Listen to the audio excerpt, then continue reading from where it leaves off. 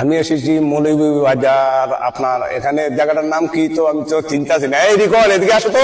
জায়গার নাম কি? এদিকে আসো, রিকনের দ্বারা আসো। আমরা এখন বর্তমানে কোথায় আছি?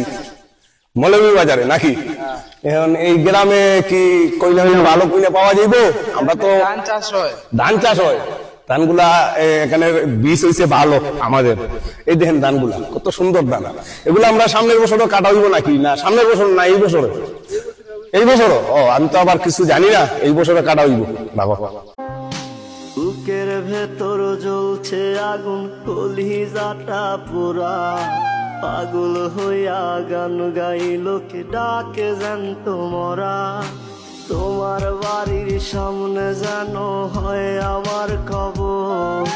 স্বপ্নের মাঝে আড়াই সোনা, নিও না খবর। গিটার এখন